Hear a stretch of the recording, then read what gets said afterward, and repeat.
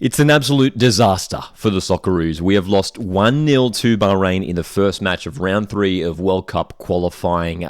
This was not the way we wanted to start this round of World Cup qualifiers. We know it's going to be a tough group. We've got the likes of Japan and Saudi Arabia in our group. In these first 2 matches here in September, Bahrain, next week we take on Indonesia. We're going to need a win now in that game. We were hoping to get 6 points to have a strong start to this round of qualifiers. But there's a lot of work to do now for Graham Arnold. With 9 games remaining in this round of qualifiers, we need to see a response from the Socceroos.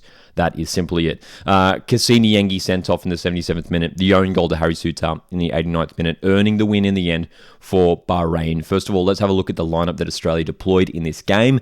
And the lineup was good. It was a strong team that was named. Obviously, we still have, a few players out due to injury, a few players who weren't even selected in this camp. But overall, I thought the team that we named was strong. Alessandro Gicardi at right back. That's sort of one of the first talking points. And I thought he was probably one of Australia's better players last night. He was, obviously, we maybe expected him to sit a bit deeper and maybe Australia sort of play in sort of like a back three when in possession. But Gicardi was really getting forward on numerous occasions, sometimes coming infield as like an inverted fullback. But there were a couple of occasions where he was bombing on down the right-hand side, and he actually had a couple of shots in this game within the first couple of minutes. He had a deflected shot that almost went in. He had a good headed opportunity in the second period as well. He, obviously, we are more familiar with him playing in the centre-back position, but at right-back, he actually did a really decent job and maybe, provides a different option for Graham Arnold now, seeing that Gicardi can play that role if the likes of Lewis Miller and our other right back options are unavailable as they are at the moment. Gicardi can easily slot into that role. So that was one of the positives I thought from this game. I thought Aidan O'Neill had a pretty solid game in defensive midfield. He was controlling things, conducting things at the base of midfield. Irvine and Metcalf working hard, but that's sort of where it broke down. I think for Australia, where it started to go wrong was linking up the defense and the attack. And there were numerous occasions where I thought it just sort of came undone. Some loose passes here. There were a couple like unnecessary back heels from players that were just going astray. And, not doubting the quality of those players, our attacking players there. that front three of Martin Boyle, Cassini Yengi, Craig Goodwin, 3 fantastic players who have all performed well for the Socceroos over the last couple of years.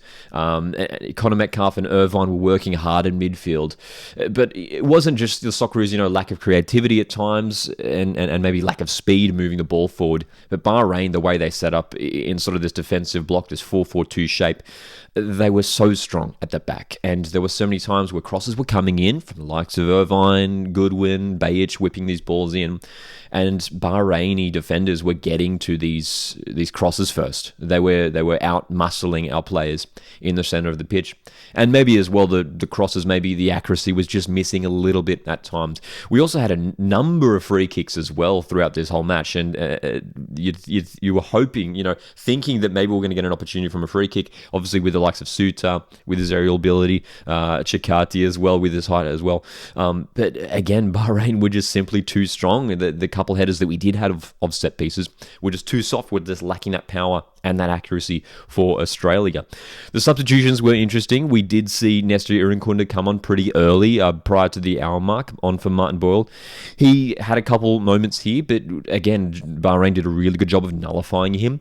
The other substitutes we saw come on, great to see Ailmabil make his first Socceroos appearance for a little while, and Mitch Duke coming on as well. And that was the interesting sub. So Craig Goodwin coming off for Mitchell Duke. That was a fascinating one. We did see Craig Goodwin limping for a moment earlier on in the game. So the only question mark around that maybe is that there is this injury surrounding Craig Goodwin, because we're chasing a goal here. Craig Goodwin's the last player you want to be bringing off. For me, I've said it many times now. I think Craig Goodwin is Australia's best player. When all our players are fit and firing, Craig Goodwin is Australia's best player at the moment, and he's the last player you want to be bringing off. Mitch Duke coming on, and it sort of meant a bit of a reshuffle. We saw Irinkunda come out to the left, Yengi to the right, and then that red card to Cassini Yengi. Look, obviously there was some pretty disappointing scenes in this game from some of the Bahrain players, the way that they were rolling around over. Look, sometimes at times there was genuine contact. We should say that, but there were plenty of times where there was basically no contact or very very minimal contact, and a player would be rolling around, and it's just it's disappointing scenes. It's not the kind of thing you want to see in like a professional sporting match. So that was disappointing to see. The red card to Yengi was the correct decision, in my opinion, coming from a Socceroos fan. You could see from the replay Yengi's reaction. He knew what had happened. You could see that he was shocked instantly, and you could see he was just looking after. The only thing he cared about was the welfare of the player who he had injured, and it was good to see that the player was all right in the end. But look, when you raise your boot like that, you always run the risk. There was a bit of contact there, and it had to be a red card. It's a dangerous movement. And Yengi, for me, was rightly sent off. Unfortunately, he's going to be missing the Indonesia game, which is a big blow. Yengi was so good for us in round 2 of World Cup qualifiers. And it's going to be a big blow missing Yengi. And now a talking point for the next game against Indonesia is who starts the line. Is it going to be Mitch Duke, who came off the bench in this match, or someone like Adam Taggart, who won the Golden Boot in the A-League men's last year?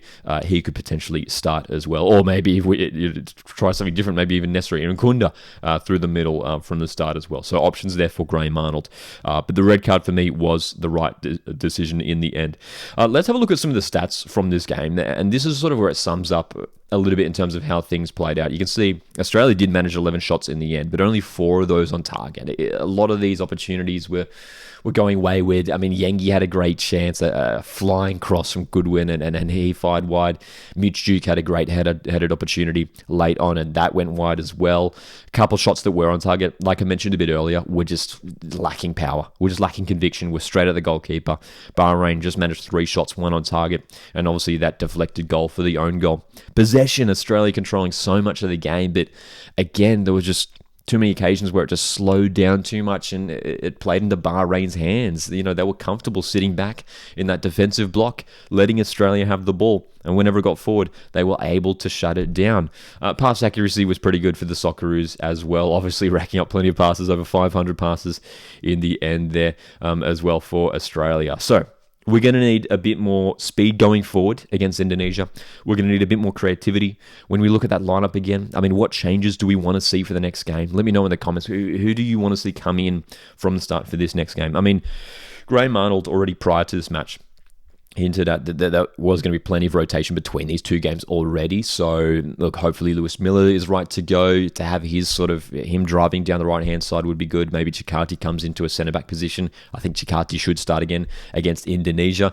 For that midfield setup, I mean, someone like Josh Nisbet, his game was crying out for someone like Josh Nisbet, who's able to sort of break through the lines with his agility, with his great turning ability, his strength on the ball as well. I think Josh Nisbet would really flourish in a game like this, and maybe he gets a run from the start as well. And I think the other one is maybe Nesri Irankunda from the start ahead of Martin Boyle, just provides something different. Nesri Irankunda, it'd be interesting to see what he could do from the start, from kickoff for the Socceroos. And up top, whether it is Duke or Taggart, I mean, I'd probably go Taggart. I'd probably go Adam Taggart. Look, he's been great form in the A-League for the last year.